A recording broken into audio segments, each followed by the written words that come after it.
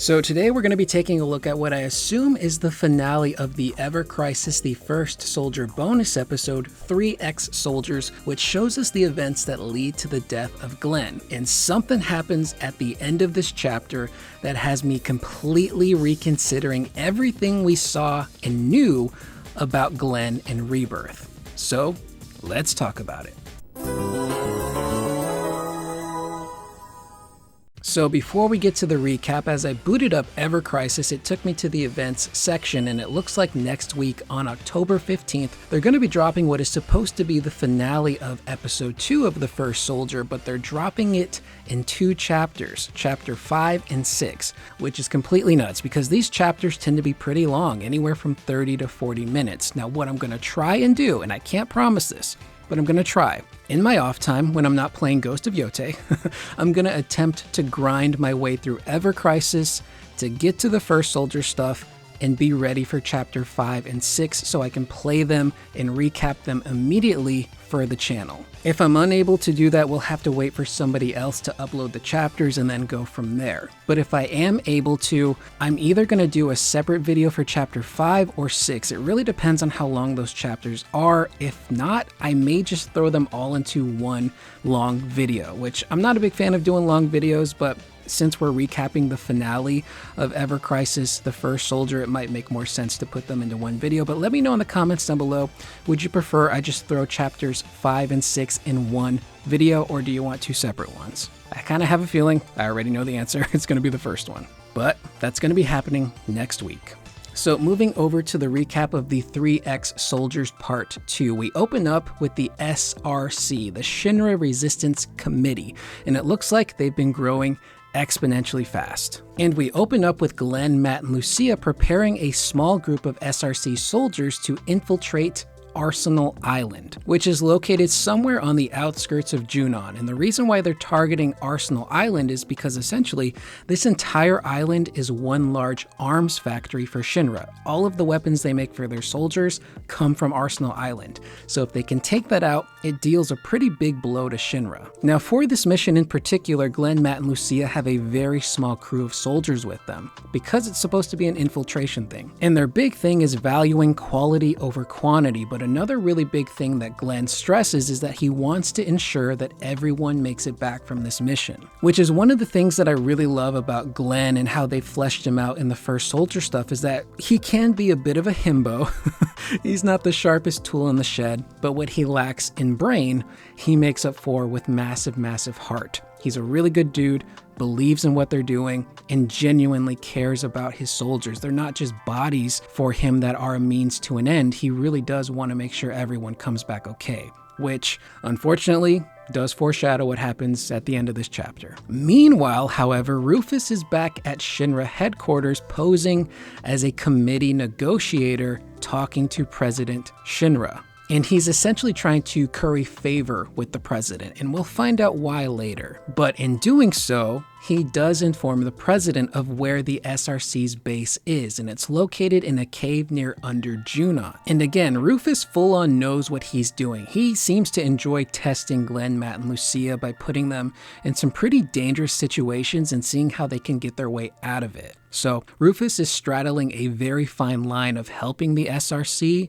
but also still trying to stay incognito at Shinra and not raise any suspicion. Now we cut to the mission, and unfortunately the SRC has been ambushed, which causes everyone to scatter. Now as they're heading towards their rendezvous point, they've been informed that their base has been assaulted, which means that this entire mission is now a total failure. They couldn't take out Arsenal Island and their base has now been destroyed. This ain't looking good.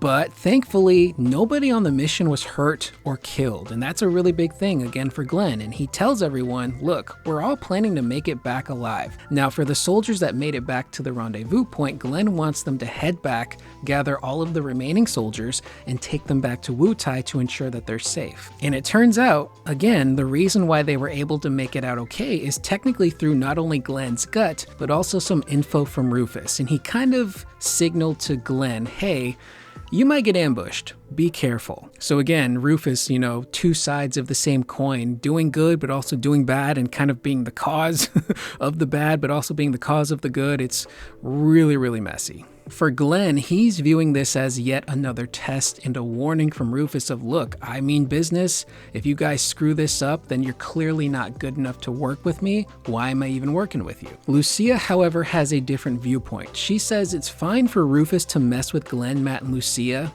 That's okay. But the moment Rufus starts putting their soldiers' lives at risk, that's when he's crossing a line. And she specifically says, if that's how it's gonna be, then I'm out.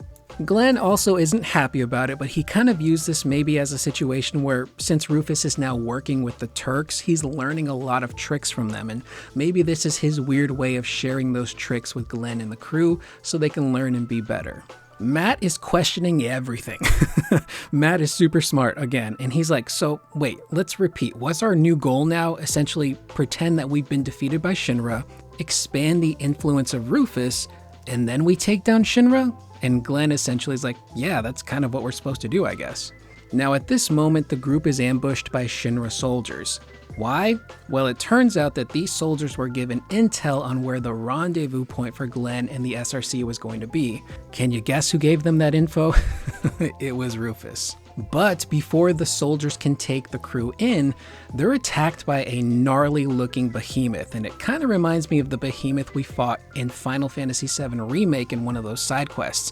I think it was in the underground Shinra lab. It's a darker, much fiercer looking behemoth, and it's pretty terrifying, but it does take out the Shinra soldiers, inadvertently saving Glenn, Matt, and Lucia. But we are now forced to do battle with this behemoth. Now, what I will say is that the music that plays when the behemoth shows up is really, really good. I don't recall if it's from the remake trilogy or specifically from Ever Crisis, but I'll play a snippet for you guys here because I thought it was really cool.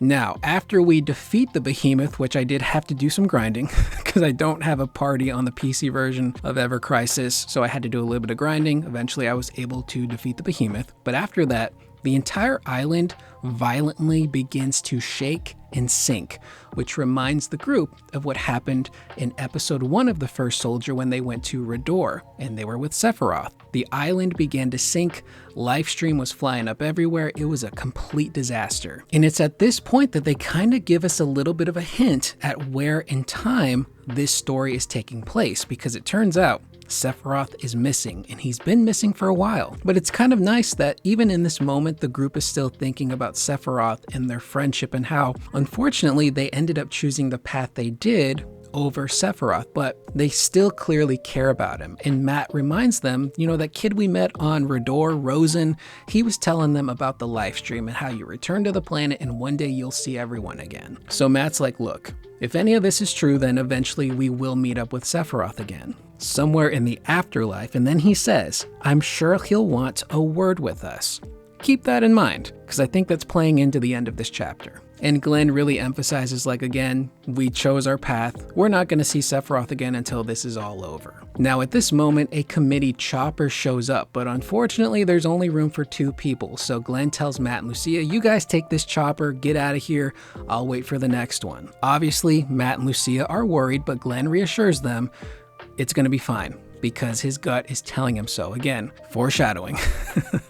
Now, we cut to Rufus and Glenn in one of those committee choppers, and there's a pretty tense conversation between the two of them where Glenn's questioning like, hey, you're cutting it pretty close. What the heck happened back there? Was that behemoth you're doing? Rufus says that some things have changed, so he had to update and expedite his schedule because he needed to speak to Glenn urgently and alone. Before they do that though, Glenn warns Rufus, hey, essentially treat us better. To paraphrase what Glenn says here to Rufus, he says something along the lines of, hey, if you keep treating your dog poorly enough, eventually it's gonna bite you. To which Rufus responds by saying, if that happens, it will be disposed of. Again, foreshadowing.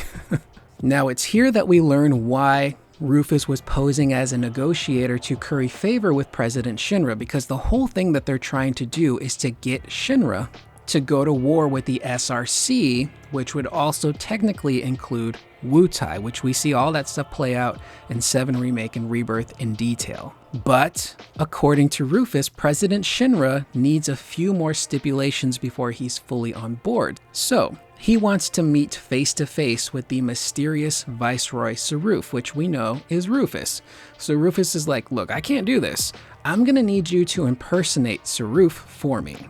Glenn agrees to, but it's in this moment that Rufus receives a phone call. He's kind of shocked by the phone call and says to the other person, like, wait, are you sure? He hangs up the phone and then he starts laughing. And Glenn's like, wait, why are you laughing? Like, what happened? Are you gonna tell me? Rufus says that they've encountered an unforeseen stroke of luck, and he then tells the pilot, land somewhere on the outskirts of Midgar. I'll fill Glenn in on what happened. Again, this ain't looking good. So once they land and Glenn and Rufus are alone, Rufus reveals to Glenn that the president is dead. So this gives us a full picture on where in the timeline of the story of FF7 this is happening. So this is all taking place during the events of Final Fantasy VII Remake and leading into Rebirth, because President Shinra, as we know, in Remake gets murked by Sephiroth.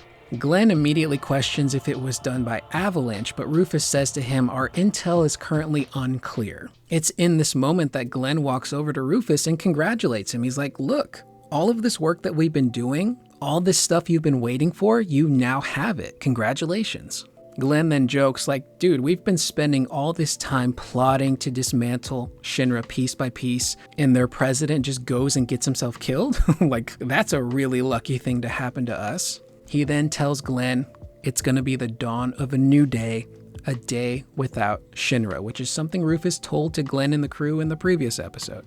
But Rufus explains that he thinks he wants to keep Shinra's position maintained for now so they can coax some more people to their side. It's in this moment that Glenn turns his back and then says, wait, we've been working so hard to shake things up and now you just want to keep them the same? What's gotten into you? To which Rufus responds by saying, just testing you.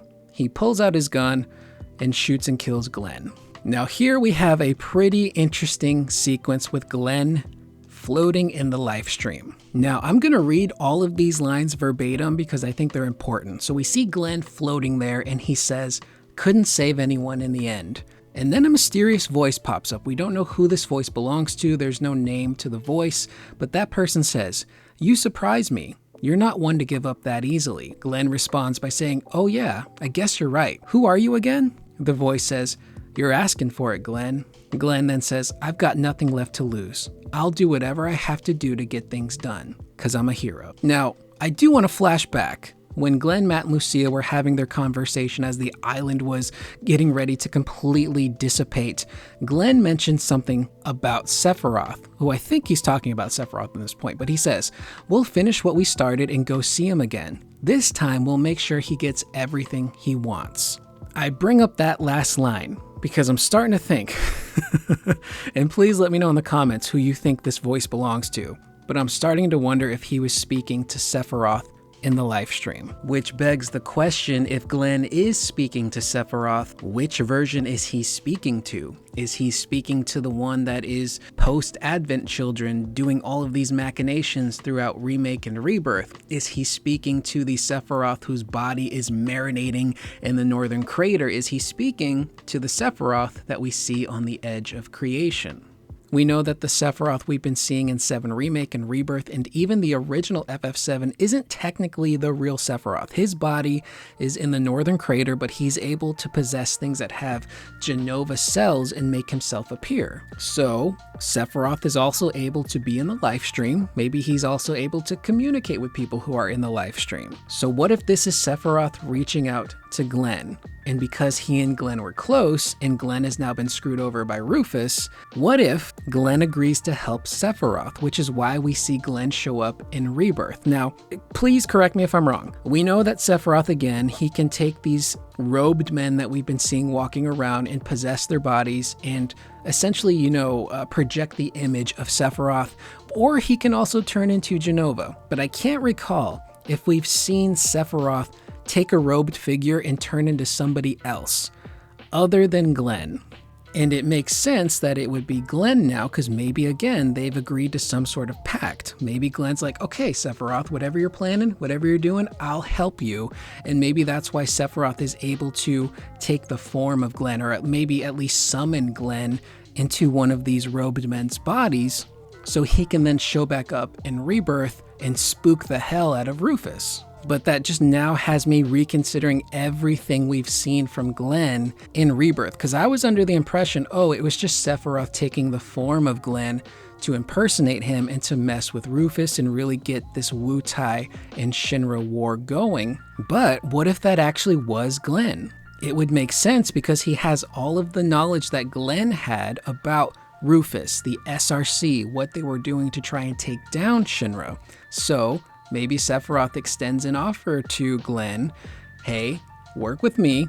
I can ensure you come back. You can continue to mess with Rufus and try and carry this plan forward. And maybe that's what Glenn was trying to do in Rebirth, is again, ensure that the plans that the SRC and Wutai had to destroy Shinra do continue, which is why that war ends up getting started in Rebirth. And again, this also benefits Sephiroth. He keeps Rufus distracted with this war with the SRC and specifically Wutai, and he's able to kind of just skirt along and continue whatever his plans are. So it's just got me thinking. It's got me thinking a lot more about Rebirth and everything we saw in regards to Glenn in that game. It could have potentially been the real Glenn, and I don't know if they're going to do a follow-up to this episode or if this is the end, and maybe we'll find out more in Final Fantasy VII Remake Part 3, but it's super interesting that they showed Glenn floating in the live stream, having a conversation with somebody that could potentially be Sephiroth, and then now retroactively looking at the events of Rebirth and Glenn showing up, talking to Rufus, and stoking the flames of Shinra versus Wutai. So I think it's pretty cool. I think it's pretty exciting. Now, overall, I actually did enjoy this bonus episode. Again, the thing I like about Ever Crisis, I don't like the grindy stuff. It's not very fun, but I like how they're able to expand on a lot of the big story stuff that we're all familiar with and really just kind of flesh it out even more and give us more details. But they were also able to really flesh out a character like Glenn, who again, he's got a big heart. He cares about people. He's a skilled fighter. And to see the events that led up to Rufus betraying him and taking him out, oddly enough, being caused by Sephiroth is really interesting. So it makes you wonder the further machinations of Sephiroth. Did he not just kill President Shinra just to kill him, but did he know that taking out President Shinra would mean that Rufus would eventually turn on Glenn, but now faster, killing Glenn, leading him to go to the live stream, and now Sephiroth can now reach Glenn and make some sort of deal. I don't know. I've got my cork board, red string all over the place. I think it's super interesting. But again, it fleshes out the characters way more. Glenn, even Matt and Lucia, learning just kind of more about how they like to run things. And unfortunately for them, they don't get a proper goodbye with Glenn. We don't even know if they know what happened to Glenn. All they know is they saw him as that island was shaking violently, they took off, and then they never saw Glenn again. So that's super heartbreaking, super sad, and it really makes me think we will see Matt and Lucia again in 7 Remake Part 3, specifically in the Wutai section. I think they might now be more heavily involved if they're still continuing to work with the SRC. And I got to play through Rebirth again, specifically the Cosmo Canyon section where they name drop Matt and Lucia to see where exactly they are, but I know they're working with different sections of Avalanche. So it's very possible we run into them in 7 Remake Part 3, either in main story stuff or maybe some of the side stuff. And maybe they expand a little bit more on Glenn, General Lodbrok, what they think happened. Did they find out that he died? They're setting up a lot of cool stuff. I just kind of wish it wasn't relegated to Ever Crisis. But again, I'm sure they'll take all the important stuff from what we've been seeing in Ever Crisis and put it in a need-to-know format in Remake Part 3. But that was the recap. Let me know in the comments down below. First off, do you guys want me to do a combined chapters 5 and 6 recap? Just put it into one video or 2 separate videos. And let me know what you thought of this chapter in particular, the ending. Who do you think Glenn was speaking to in the live stream? And do you think the Glenn we saw in Rebirth is now actually the real Glenn? I am Curious Corduroy. I will see you guys in the next video. Please remember to always be excellent to one another.